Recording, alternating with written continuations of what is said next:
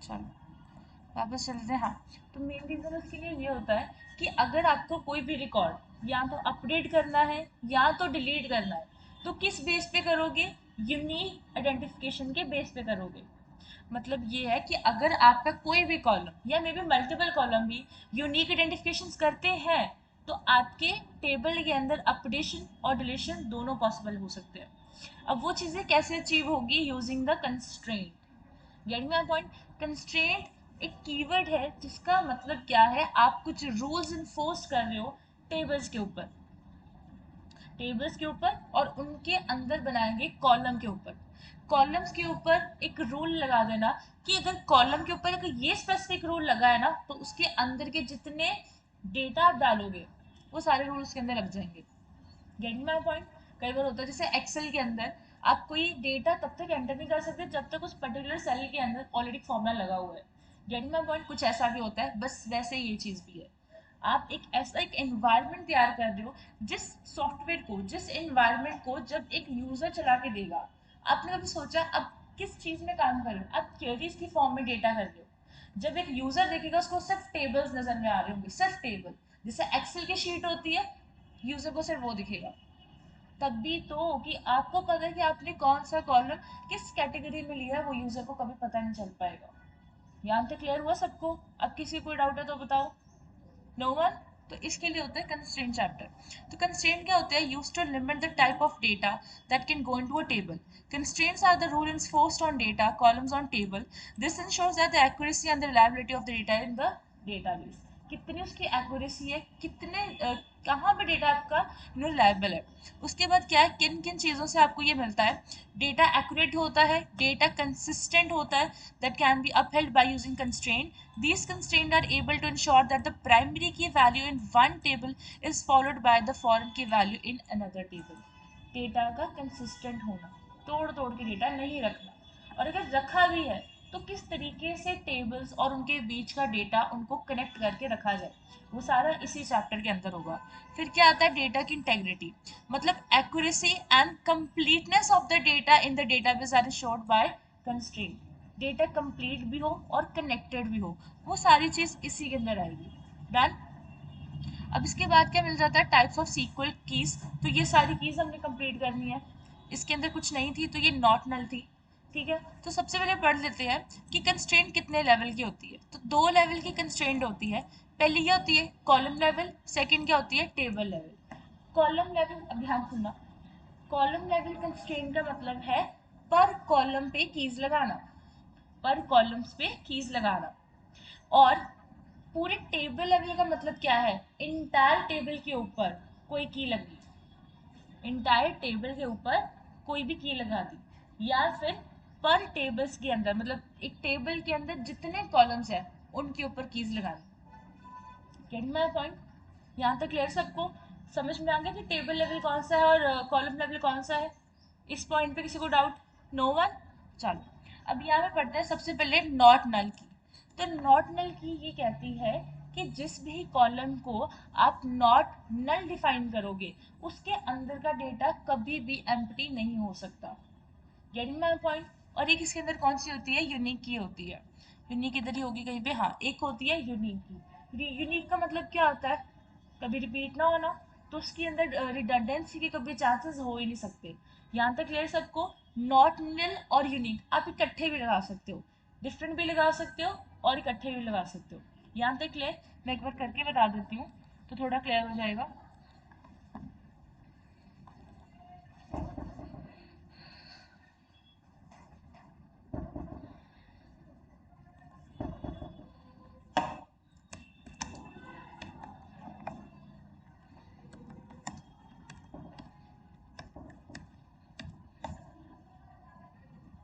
है ही नहीं, चलो क्रिएट कर लेते सबसे पहले।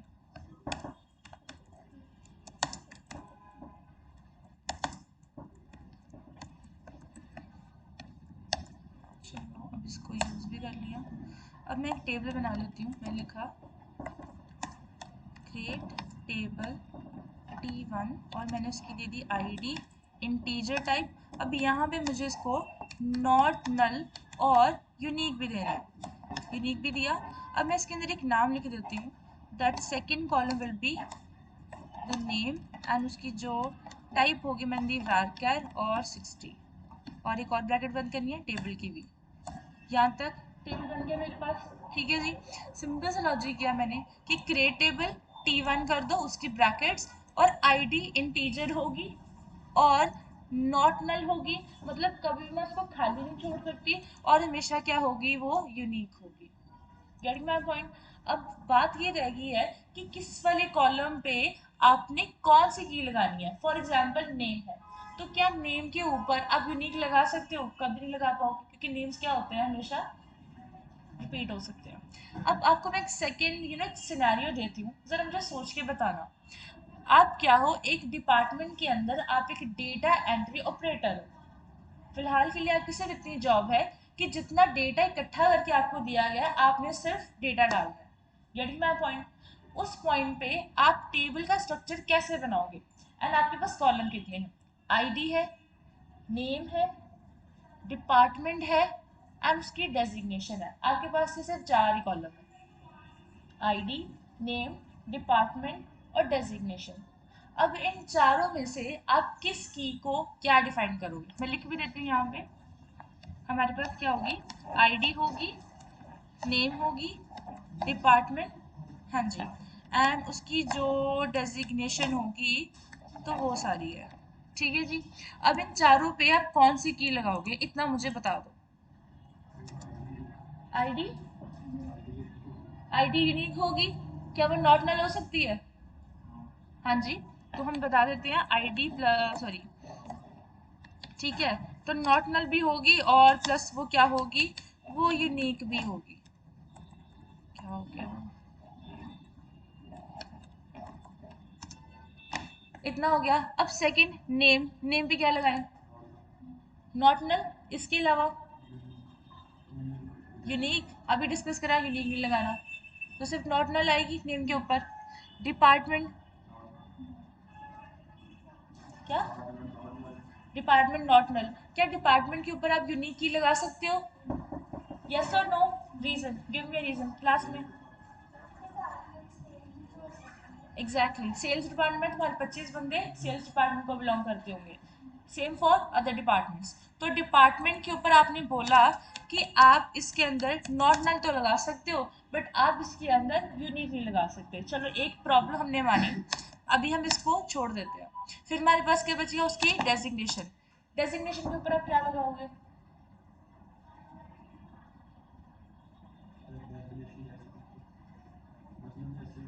अरे उसकी जॉब क्या है, मैनेजर है, सिंपल एम्प्लॉय है, उसके उसकी क्या जॉब है, वो एचआर डिपार्टमेंट में है, एचआर का हेड है, क्या चीज़ है वो? उसकी कोई ना कोई डेजिग्नेशन होगी। जैसे आपकी डेजिग्नेशन मान लो एक डेटा एंट्री ऑपरेटर है, उसकी भी कोई ना कोई डेजिग्नेशन होगी। फिर नेक्स्ट, नॉट नल, यूनिक हो सकता है, एनी चांसेस, यूनिक हो सकता है, रीजन बताओ।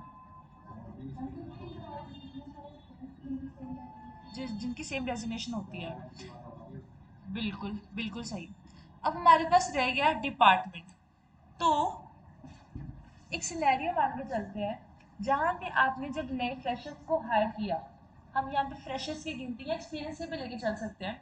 जब आपने एम्प्लॉयज़ को हायर किया उस टाइम पे प्रॉब्लम ये रही कि जो एम्प्लॉय आपने हायर किया, ठीक है जी, वो एक टेस्ट में पास हो गया, उसको कंपनी की एम्प्लॉय आईडी तो मिल गई, लेकिन अब उसका डिपार्टमेंट डिसाइड नहीं हो पा रहा। डिपार्टमेंट उसका डिज़ाइन जो डिसाइड है वो नहीं हो पा रहा कि आपने उसको हायर किया सेल्स के लिए, वो बंदा सेल्स के लिए अच्छा तो नहीं है लेकिन वो एचआर में या फिर आपके प्रोडक्शन डिपार्टमेंट में अच्छा है, तो आप उसको उधर भेजने की कोशिश करोगे। बट उसी टाइम पे आपके पास एक ऐसी रिपोर्ट की मांग करी जाती है जहाँ पे आपको पूछा जाएगा कि आप डेटा एंट्री ऑपरेटर हो, आपका काम है हर हफ्ते मुझे सारा डेटा की सारा जितना डेटा है सबकी रिपोर्ट देनी। उस टाइम पे आप फंस गए। इस सिचुएशन के लिए इन सिनेरियोज को मान के चला जाता है कि डिपार्टमेंट जैसे कॉलम्स को जो कभी भी खाली हो सकते हैं इनको भी नॉट नल रखा जाए, नॉट नल सॉरी ना रखा जाए। सिचुएशन दो ही है, या तो क्या करो, इस सिचुएशन से अलग होने के लिए इसको कोई भी कीमत लगाओ। दूसरा सिचुएशन, जब आप एक नए फ्रेशर्स को हायर कर रहे हो, एक साल के लिए उनका एक अलग ही टेबल बना के रखो। उन फ्रेशर्स का जो टेबल होगा वो आपकी कंपनी के किसी भी और टेबल के साथ रिलेटेड रखो ही ना। अब ये तुम्हारी एज ए डीबीए रिस्पॉन्सिबिलिटी बनती है कि तुमने टेबल्स की कनेक्टिविटी किस तरीके से करनी है। होगी तो उनकी भी employ ID definitely, right, but वो एक ऐसा सेपरेट टेबल होगा जो कि तुम्हारे बाकी के डेटाबेस के साथ मर्ज नहीं करेगा। उसके अंदर तुम्हारी कंपनी की कोई कॉन्फिडेंशियल इंफॉर्मेशन नहीं होगी कि ये अगर सेल्स डिपार्टमेंट का हेड है वो सैलरी कितनी ले रहा है, उसने लास्ट में कितने लोगों के साथ अपना कोऑर्डिनेशन करा है, उसकी और कोई डिटेल्स तुम्हारे साथ नहीं आएगी। तो जो कॉन्फिडेंशियल इंफॉर्मेशन होगी एक एक डेटाबेस की, एक कंपनी की, एक ऑर्गेनाइजेशन की, वो उसी डेटाबेस तक सीमित रहेगी। मैंने आपको स्टार्टिंग में बताया था। अब वो रिवाज चला गया है कि एक कंपनी सिर्फ एक डेटाबेस बना के रखती है, ऐसा कुछ नहीं होता। क्योंकि डेटाबेस हैक ना हो जाए, तो अगर एक ही जगह रखा होगा तो बहुत प्रॉब्लम होगी। तो क्या करती है, डेटाबेस की डिफरेंट कॉपी बना के डिफरेंट सर्वर्स में डालते हैं on the different locations. I hope यहाँ तक सबको क्लियर हुआ, सबको समझ में आया। अब सिर्फ बात करते हैं थोड़े लेवल की। तो नॉट नल और जो यूनिक है वो किस लेवल को बिलोंग करते हैं, वो बिलोंग करते हैं कॉलम लेवल को। क्योंकि आप जितने मर्जी कॉलम के ऊपर नॉट नल एंड यूनिक लगा सकते हो, कोई इशू नहीं है। सेपरेट लगा सकते हो, इकट्ठे भी लगा सकते हो। यहाँ तक क्लियर सबको? कोई ऐसा स्टूडेंट जिसको अभी भी कोई डाउट है? एनीवन? No one? तो इतना लॉजिक हमें समझ में आ गया। अब इसके अंदर नेक्स्ट चलते हैं। नेक्स्ट जो हमारी कीज होगी वो कौन सी होगी, एक पूरा टेबल लेवल होगी। तो टेबल लेवल के अंदर सबसे पहले प्राइमरी की आ जाती है, बट बिफोर दैट मैं तुम्हें बता दूं कुल मिला के तुम्हारी कितनी कीज प्रैक्टिकल इंप्लीमेंट हो सकती है। नॉर्मल, यूनिक, प्राइमरी, फॉरेन की, ये चार ऐसी कीज हैं जो तुम्हारी प्रैक्टिकल इंप्लीमेंट हो सकती हैं। बाकी जितनी कीज दी हुई हैं ये सारी एक मेथोडोलॉजी होती है, एक डिजाइन इशू होता है। समझिए मेरी बात, एक डिजाइन थ्योरी है एक डेटाबेस को बनाने के लिए, जो आगे नॉर्मलाइजेशन और बाकी ये बहुत बड़े चैप्टर्स में हम कवर करेंगे, जो हार्डली पूरा हफ्ता ले जाएंगे हमारा। ठीक है जी, वो सारी डिजाइन थ्योरी है। सिर्फ चार कीज है डेटाबेस के अंदर जिनको आप प्रैक्टिकली इंप्लीमेंट कर सकते हो। ये इंटरव्यूज का भी क्वेश्चन होता है कि बताओ नेम दोस क्वेरीज जो नेम दोस कीज जो कि आपकी डिजाइन थ्योरी के अंदर होती है। ठीक है जी, तो आपने किन वाली केरीज का नाम लेना है? आपने प्राइमरी को छोड़ के, नॉट नल, यूनिक को छोड़ के, फॉर्मी को छोड़ के, ये चार कीज को छोड़ के आप किसी भी की का नाम ले सकते हो जो कि डिजाइन थ्योरी बताती है rather than the practical implementation. यहाँ तक क्लियर हो गया? ये इंटरव्यूज का क्वेश्चन है। अब सेकंड में चलते हैं अपने टेबल लेवल के ऊपर। तो टेबल लेवल की ये बोलती है कि पूरे इंटायर टेबल के ऊपर सिर्फ एक की लगाओ, जो कौन सी है, प्राइमरी की।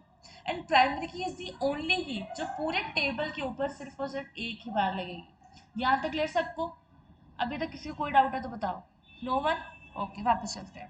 तो प्राइमरी की क्या होती है? Constraint is an individual identifier for each record in a database. It guarantees that each database entry contains a single distinct value. Distinct का अदर नेम होता है यूनिकनेस, तो यूनिक वैल्यू आपको मिले, या फिर pair of values that cannot be null as method of identification। यही इसका मेथड ऑफ आइडेंटिफिकेशन है। सिंपल बताओ, फॉर्मूला क्या है प्राइमरी की का? नॉट नल प्लस यूनिक की इज इक्वल्स टू प्राइमरी की। यही कहने का मतलब है ना, अगर मैं नॉट नल और यूनिक की को मिला दूं तो वो दोनों क्या बन जाएगी, वो प्राइमरी की ही बन जाएगी। तो नॉट नल और यूनिक दोनों के फीचर प्राइमरी की के अंदर होते हैं। तो तीनों में फर्क क्या रह गया, कोई बता सकता है? नॉट नल, यूनिक और प्राइमरी की में फिर क्या फर्क रह गया?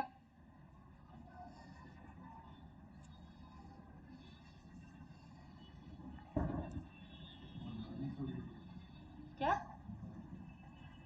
प्राइमरी की में छोड़ जाएगी?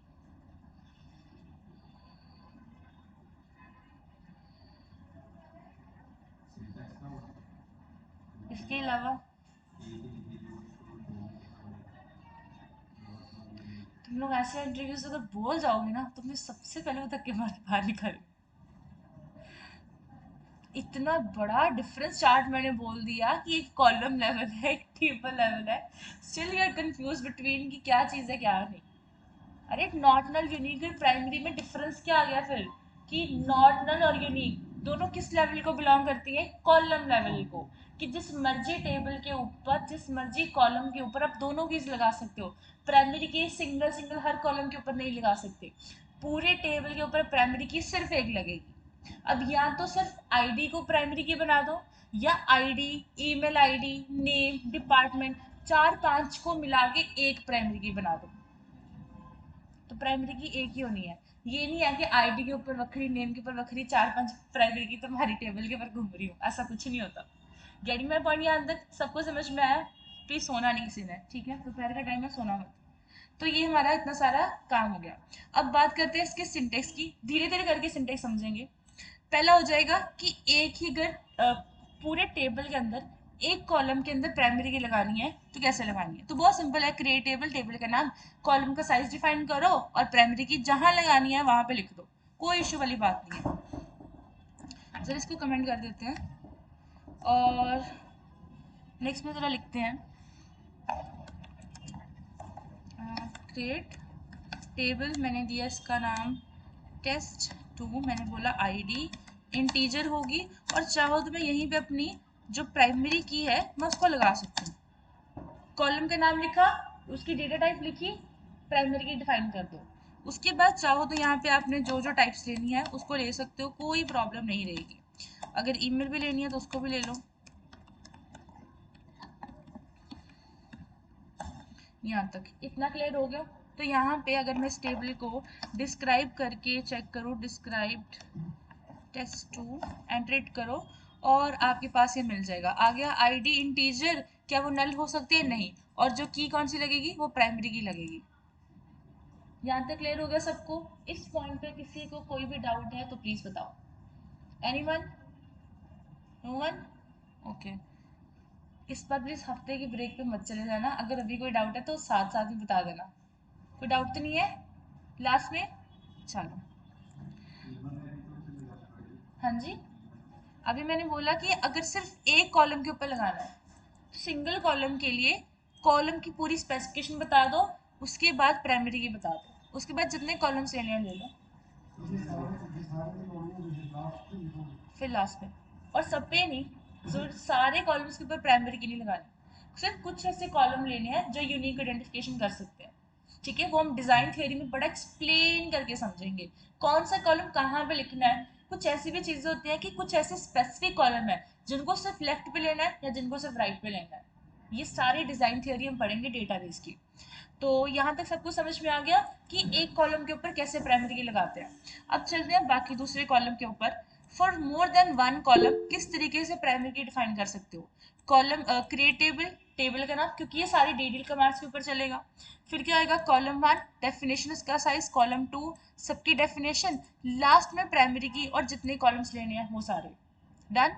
तो जरा इसको इम्प्लीमेंट करते हैं। रुको मैं कमेंट्स भी दे देती हूँ अच्छे से, तुम लोगों को क्लियर रहेगा।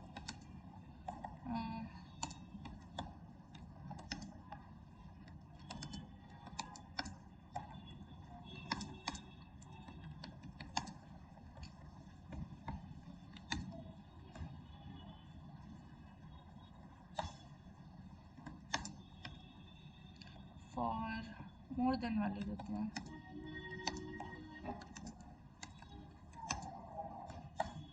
तो मैंने यहाँ पे जस्ट किया create table test3 id integer name varchar 70 के अंदर एंड डेट ऑफ बर्थ भी जाएगी डेट के अंदर और एज भी लिख देते हैं।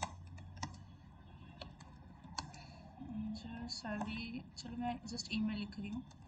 तो ईमेल हमें चाहिए होगी varchar के अंदर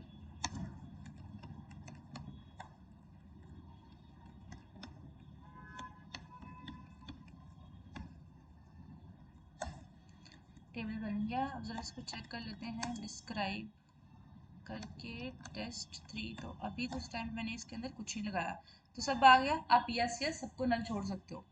अब एक ज़रा काम करते हैं, मैं इसको दोबारा से ड्रॉप कर लेती हूँ, ड्रॉप टेबल test3, क्योंकि मैं एक बार दोबारा से आपको चीज़ें डिस्प्ले कराना चाहती हूँ। ये सारा टेबल मैंने लिख लिया, टेबल बना लिया मैंने यहाँ तक। यहाँ से इसके ब्रैकेट स्टार्ट करके यहाँ पे एंड करी, ID, name, date of birth, age और ईमेल। सो 3 4 5 टोटल मेरे पास कितने कॉलम हो गए? 5। अब फैसला ये करना है 5 कॉलम है कहाँ पे लगाना चाहते हो प्राइमरी की। हमने कहा कि जो कॉलम यूनिक आइडेंटिफिकेशन कर सकते हैं सिर्फ वही प्राइमरी की बन सकते हैं और कोई नहीं बनेगा। तो कौन कौन से बन सकते हैं? आईडी। क्या नेम प्राइमरी की बनने के लायक है? नहीं है। क्या डेट ऑफ बर्थ प्राइमरी की बनने के लायक है? नहीं। Same go for age? No. क्या ईमेल ऐसा काम कर सकती है? हाँ जी। तो आईडी और ईमेल, इन दोनों में से कोई एक प्राइमरी की बन सकती है। तो आपने ऊपर वाले सिंटेक्स में चेक कर लिया कि आईडी बन सकती है। व्हाट इफ कि मुझे दोनों को प्राइमरी की बनाना है, तो दोनों के लिए आपको क्या फॉलो करना पड़ेगा? लास्ट पे जब आपको मोर देन वन प्राइमरी की लिखनी होती है, आप कैसे लिखते हो? प्राइमरी की, और प्राइमरी की एक ब्रैकेट होती है, उस ब्रैकेट के अंदर आपको डिफाइन करना होता है कि आपने एक्चुअली कौन से कॉलम्स को डिफाइन करना है। ध्यान से देखो, ये ब्रैकेट्स वाला खेल जरा प्लीज ध्यान से देखना। ये कौन सी ब्रैकेट है जो हाईलाइट हुई? टेबल वाली ब्रैकेट है। ठीक है जी। ये सारी किसकी है? ये सभी varchar की ब्रैकेट है, राइट। और जो ये वाली ब्रैकेट है वो प्राइमरी की ब्रैकेट है। जब आपको मोर देन वन कॉलम को प्राइमरी की बनाना होता है तो उस टाइम आप क्या करते हो? सारे कॉलम्स डिफाइन करने के बाद, मेरे पास अभी 5 कॉलम है, 500 कॉलम के लिए ये सेम मेथड होगा। पहले सारे 500 कॉलम को डिफाइन कर लो, लास्ट में अपनी वो 5 कॉलम वाली प्राइमरी की ले लो। तो क्या होगा? सबसे पहले आप, बिल्कुल नहीं, ऐसा कुछ नहीं है, कोई सेपरेट वगैरह कुछ नहीं है। लाइन सेपरेट होती है, एक्चुअली क्वेरी सेपरेट होती है सेमी कॉलन के साथ। ठीक है जी। अगर आप यहाँ से यहाँ भी लिख दो तो प्रॉब्लम नहीं जाएगी, ये देखो। बट जैसे फर्स्ट ग्रेड होने वाली बात होगी तो मैं इसको सिंपली कहीं से भी जहाँ पे भी कॉमा है, थोड़े अच्छे अलाइनमेंट के लिए, तो मैं इसको यहाँ पे लिख सकती हूँ, कोई प्रॉब्लम नहीं होगी। तो लास्ट में कॉमा डाल के लिख लो प्राइमरी की, आईडी और ईमेल। क्या डालना पड़ेगा? बस प्राइमरी की एक ब्रैकेट डालनी पड़ेगी। सबको इतना समझ में आया? जस्ट इसको एग्जीक्यूट कर दो। क्वेरी सिर्फ लिखनी नहीं होती, ये भी याद रखा करो कि क्वेरीज को एग्जीक्यूट भी करना होता है। और बस इतना काम किया। अब डिस्क्राइब कर लो इसको। तो अब आ गया कि 2 कॉलम्स है जिनके ऊपर आपने प्राइमरी की लगाई है। अब यहाँ तक किसी को कोई डाउट है तो बताओ। No one. एक छोटी सी इसके अंदर टेस्टिंग कर लेते हैं। तो टेस्टिंग बहुत ज़्यादा इंपॉर्टेंट होती है। ये याद रखो, जिन्होंने आगे डेटा साइंस की फील्ड में जाना है तो उसके लिए टेस्टिंग बहुत ज़्यादा इंपॉर्टेंट है। डेटा एनालाइजेशन या डेटा साइंस की फील्ड के अंदर टेस्टिंग बहुत ज़्यादा इंपॉर्टेंट होती है। आप मान लो से कोई प्रोग्रामिंग करते हो, तुम लोग पाइथन, बहुत ज़्यादा लोग पाइथन करते होंगे। तुम लोगों ने उसके अंदर एक क्विज नाम का प्रोजेक्ट बना लिया। क्विज छोड़ो, सिंपल लेते हैं। तुम लोगों ने किसने ग्रेटेस्ट ऑफ 3 नंबर कैलकुलेट करने के लिए छोटा सा इफ एल्स का, नेस्टेड इफ एल्स का प्रोग्राम बना लिया। अब प्रॉब्लम यहाँ पे सिर्फ इतनी होती है कि तुमने उसको 3 से 4 तरीकों में जब तक टेस्ट नहीं किया तब तक तुम्हारा रिजल्ट हाफ ही है। आपको पता ही है, half information is more dangerous. ठीक है जी। तो प्रॉपर अच्छे से टेस्टिंग किया करो, क्या तुम्हारा कोड ठीक से एग्जीक्यूट हुआ है कि नहीं हुआ। ठीक है जी। चलो उसको जरा टेस्टिंग कर लेते हैं। टेस्टिंग करोगे कैसे, ये भी सोचने वाली बात है। बना लिया, अब टेस्टिंग करनी है। ये भी लॉजिक लगाओ, किस चीज़ को यूज़ करके टेस्टिंग करोगे। हमने फिलहाल टेस्टिंग करनी है कि मुझे चेक करना है कि मेरी प्राइमरी की ठीक से लगी है कि नहीं। कैसे पता चलेगा? या मेरे कॉलम्स नॉट नल नहीं होने चाहिए और यूनिक ही रहने चाहिए, उसके अंदर डुप्लीकेट नहीं होने चाहिए। फिर हम क्या करेंगे? हम इसके अंदर डुप्लीकेट डेटा पहले डाल के देखेंगे कि क्या इसके अंदर डुप्लीकेसी एक्सेप्ट हो रही है कि नहीं हो रही। अब वो कैसी होगी? इंसर्ट कमांड करके रिकॉर्ड्स डालोगे फिर ही पता चलेगा कि इसके अंदर डुप्लीकेट हो रहा है काम कि नहीं हो रहा। तो ज़रा इंसर्ट करके देखते हैं इसके अंदर। इंसर्ट इनटू टेस्ट 3 और ज़रा लिख देते हैं वैल्यूज़। वैसे इसके अंदर कुछ केस सेंसिटिविटी नहीं है, बट चलो कोई नहीं। आईडी मैंने डाली इंटीजर 1, नेम डालना है तो नेम डाल दो, और डेट ऑफ बर्थ डालनी है तो डेट ऑफ बर्थ को डाल दो, कुछ भी डाल दो। 02 एंड मैंने डाली 24 डेट, और उसके बाद बच गया एज 45। हालांकि इलॉजिकल है बट चलो मुझे थोड़ी देर के लिए चाहिए। gmail.com, बस ईमेल दे दी, लास्ट में सिर्फ इतना ही काम है। अब ज़रा एग्जीक्यूट करो और डेटा एंट्री हो। चलो इसको भी टेस्ट कर लेते हैं। टेस्ट कैसे करेंगे? सिलेक्ट स्टेटमेंट से। तो यहाँ पे होगी select star from test 3 execute करो और आपके पास ये पूरी की पूरी एक रो आ चुकी है। इस क्वेरी को, सेम क्वेरी को अगर मैं दोबारा एग्जीक्यूट करने की कोशिश करूं तो वो मुझे एक एरर बता रहा है, कहता है डुप्लीकेट एंट्री 1 एंड पूरी जीमेल वाली फॉर की test3 डॉट प्राइमरी। कौन कौन सी चीज़ में उसने एरर दिया, कहता है एंट्री 1 से लेके ये पूरी, ये वाला, एक मेरी ये वाली लाइन में प्रॉब्लम है और एक मेरी ये वाले रिकॉर्ड में प्रॉब्लम है, क्योंकि मैंने इन दोनों को क्या बनाया था, प्राइमरी की बनाया था। यहाँ तक क्लियर हुआ सबको? किसी कोई चीज़ में प्रॉब्लम है, नहीं समझ में आया तो प्लीज़ बताओ। No one? Clear everyone? चलो, यहाँ तक हमारी टेस्टिंग होगी और ये सारा हो गया। अब एक थर्ड सिंटेक्स भी है। वो थर्ड सिंटेक्स इसीलिए बताया क्योंकि मोस्टली जब तुम लोग बाहर भी काम करो, इंडिया में भी काम करो, देयर सब चांसेस कि तुम लोग ओरेकल डेटाबेस के साथ वर्क करो। ओरेकल डेटाबेस भी डेटाबेस है, अब तुम लोग सिर्फ माइक्रोसॉफ्ट की तरीके से चला रहे हो ना। ओरेकल डेटाबेस सबसे ज़्यादा पुराना है। ओरेकल डेटाबेस के अंदर का जो सिंटेक्स है वो आप इसके अंदर भी चला सकते हो, माईसीक्वल के अंदर भी चला सकते हो। क्या लॉजिक है उसके अंदर, वो कहते हैं क्रिएटेबल करो, सारी कॉलम की डेफिनेशन करो, कंस्ट्रेंट कीवर्ड डालो, कंस्ट्रेंट की टाइप बताओ, उसका नाम बताओ, और फिर जिस कॉलम को स्पेसिफाई करना है वो कर सकते हो। नहीं ना क्लियर हुआ? रुको, प्रैक्टिस से समझ में आएगा। सिंपल सा लॉजिक, एक टेबल और बनाते हैं।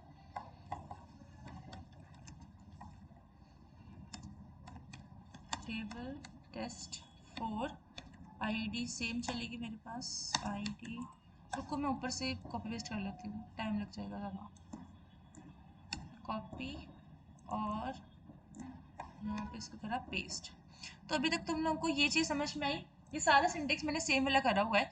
जस्ट मैं यहाँ पे टेबल नंबर चेंज कर रही हूँ, टेबल का नाम चेंज कर रही हूँ, और सिर्फ एक चीज़ यहाँ पे चेंज होगी, मैं लिखने वाली हूँ कंस्ट्रेंट, कंस्ट्रेंट, और कंस्ट्रेंट का एक नाम। कंस्ट्रेंट का जो नाम होता है वो डीबीए के द्वारा दिया जाता है, द डेटाबेस एडमिनिस्ट्रेटर, क्योंकि वही बंदा करेगा कि कहाँ पे प्राइमरी की लगनी है, क्योंकि कल को टेबल्स के बीच में रिलेशनशिप होगा, फॉरेन कीज लगेगी, तो प्राइमरी की का जो जिसको चूज करना है वो बड़ा इंपॉर्टेंट होता है। अब यहाँ पे देखना, मैं लिखा कंस्ट्रेंट, कीवर्ड है कंस्ट्रेंट, कंस्ट्रेंट का एक नाम होना चाहिए, तो मैंने लिखा प्राइमरी पी आर की। ये पी आर की क्या हो जाएगा, कंस्ट्रेंट का एक नाम होता है। जैसे टेबल के नाम बनाते हैं वैसे कंस्ट्रेंट का भी एक नाम होता है, यूनिक आइडेंटिफिकेशन करने के लिए, क्योंकि कंस्ट्रेंट भी बहुत सारी बनाओगे डेटाबेस के अंदर। कंपनी का, एक ऑर्गेनाइजेशन का अगर डेटाबेस है तो उस ऑर्गेनाइजेशन के अंदर बड़े टेबल होंगे, कस्टमर का टेबल होगा, प्रोडक्शन का होगा, फूड का होगा, बहुत सारे टेबल्स होंगे।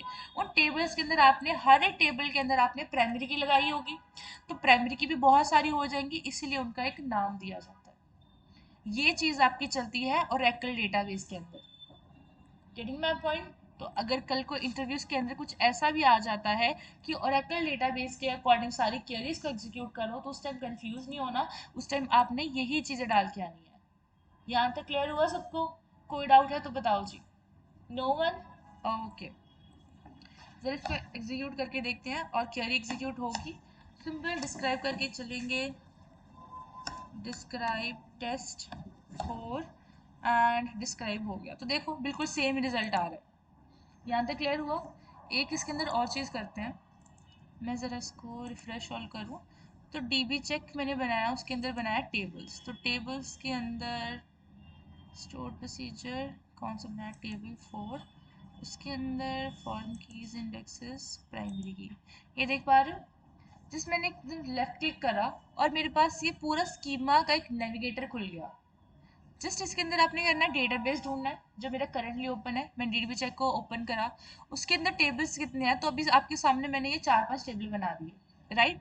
उसके फोर्थ के अंदर, ये देखो फोर्थ को मैंने सिलेक्ट करके रखा हुआ है, उसके अंदर जब मैंने इंडेक्सेस को यहाँ पे देखा तो मुझे मिली क्या, प्राइमरी की। इंडेक्स मतलब वही आपका, किस इंडेक्स के साथ आप आइडेंटिफिकेशन करोगे। बुक्स के अंदर भी तो इंडेक्स होते हैं, तो वहां पे कैसे आइडेंटिफिकेशन होती है, पेज नंबर के साथ। यहाँ पे कैसे आइडेंटिफिकेशन होगी, प्राइमरी की के साथ। यहाँ पे अब लॉजिक सबको समझ में आ गया? किसी को कोई डाउट है तो बताओ। No one? ओके।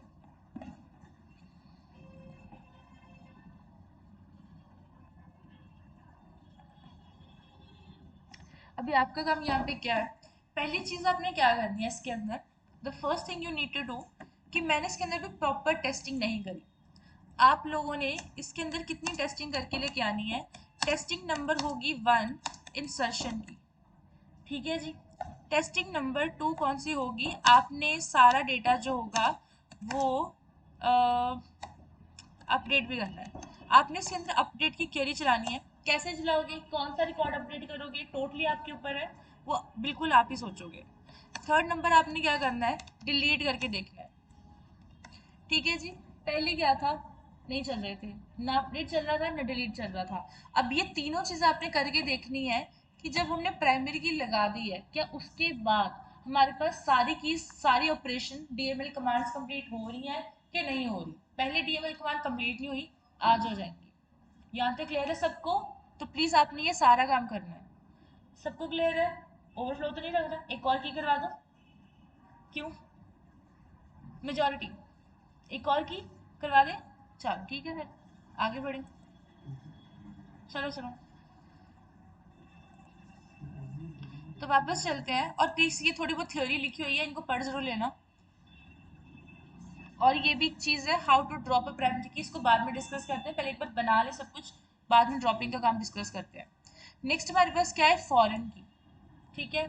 फॉरेन की क्या होती है? एक सिंपल सा लॉजिक, एक टेबल की प्राइमरी की दूसरे टेबल की फॉरेन की, एक टेबल की प्राइमरी की दूसरे टेबल की क्या हो जाएगी?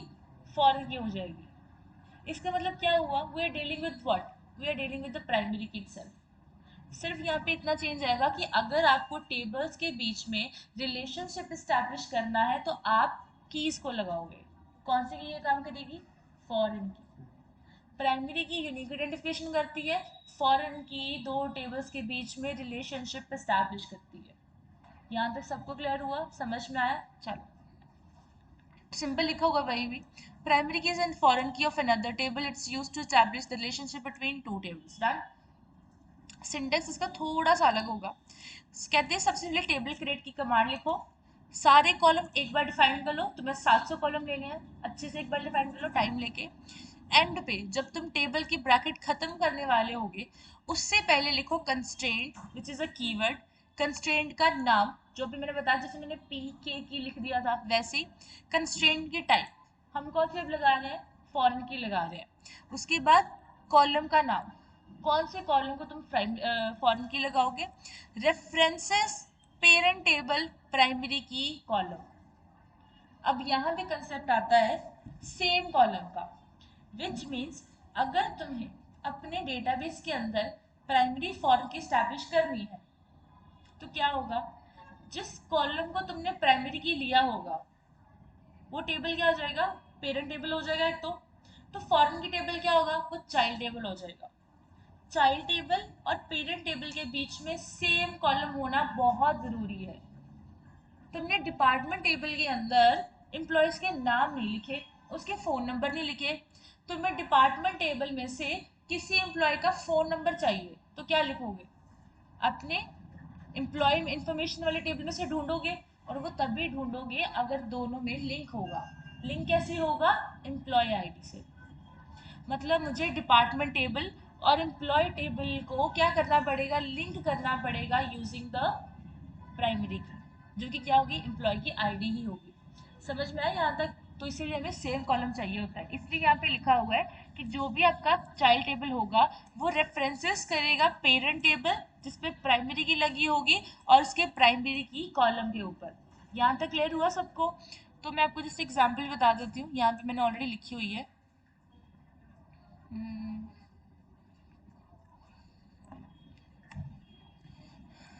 कॉपी यहाँ पे इसको पेस्ट कर देती हूँ।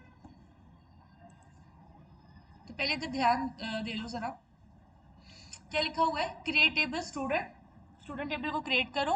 रोल नंबर को क्या दिया हुआ है? प्राइमरी की, और बाकी के तीनों कॉलम्स को देयर रिस्पेक्टिव कीज।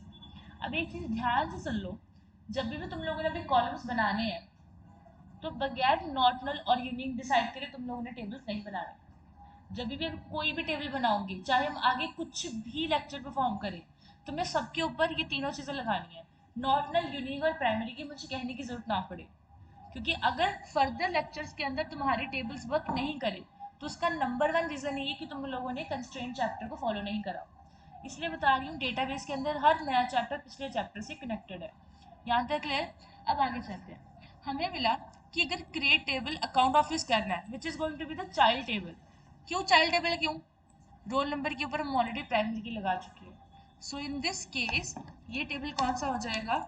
ये प्राइमरी की वाला टेबल हो जाएगा। प्राइमरी की टेबल को क्या बोलते हैं जी?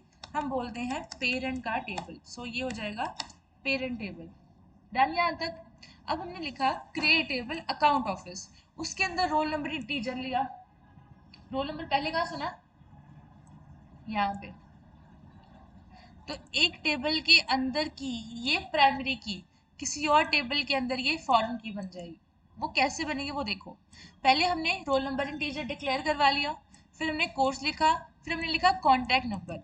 अब हमने लिखा कंस्ट्रेंट कीवर्ड फॉरेन की का कोई भी नाम दे दो कि ये रिलेशनशिप स्टैब्लिश कर रहा है, कुछ भी कोई भी नाम दे सकते हो, बट याद रखना आपने स्पेसेस नहीं देनी, तो वो तो भूल ही जाओ। नेक्स्ट क्या लिखना है हमने? फॉरेन की, टाइप ऑफ की, उसके बाद रोल नंबर। तो इस पॉइंट पे हमने रोल नंबर को फॉरेन की बना दिया। मैं लिख देती हूँ कमेंट करके, at this point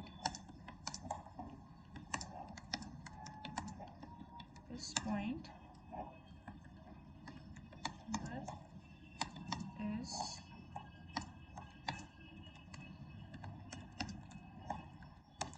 as foreign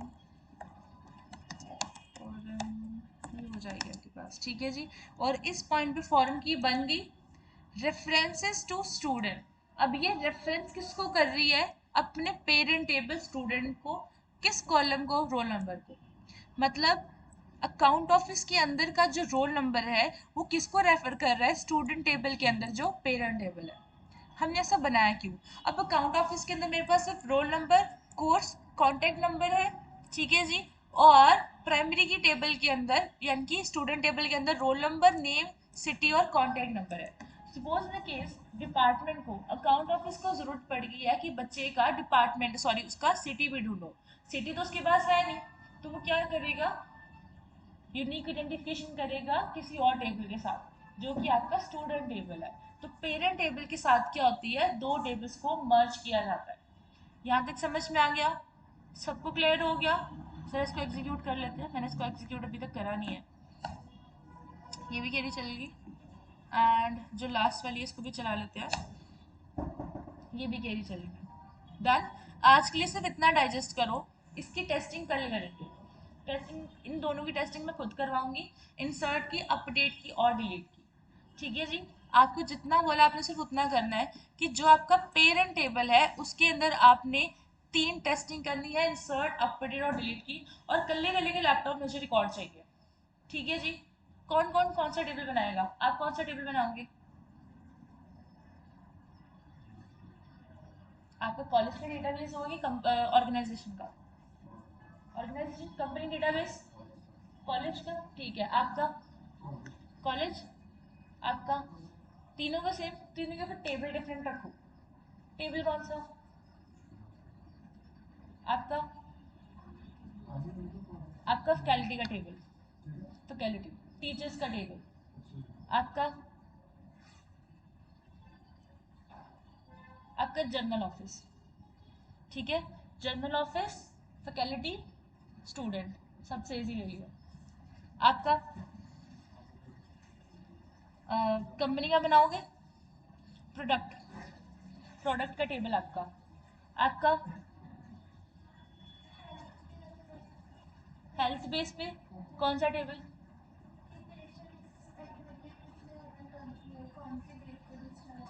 hospital मतलब? ओके, हाँ जी। आपका कंपनी कौन सा टेबल? कस्टमर, कस्टमर बना लोगे। अब मुझे सबकी याद है, अब जिसका कल निर्णय बना फिर वो देखना। सारी चीज़ें इसके अंदर बनी होनी चाहिए, प्राइमरी की, नॉट नल, हर चीज़ लगी होनी चाहिए, प्रॉपर टेस्टिंग होनी चाहिए। जैसे मैं कमेंट्स देती हूँ, इंसर्ट टेस्टिंग, नीचे इंसर्ट की कमांड, अपडेट टेस्टिंग, नीचे अपडेट की कमांड। यहाँ तक क्लियर सबको? किसी ने पूछना कुछ कि नहीं समझ में आया? कल मत कहना कि मैम ये चीज़ नहीं समझ में इसलिए नहीं हो पाया। Clear everyone? Okay then you may leave. भेजने लगी हूँ, सारा भेज दूँगी। ओके जी।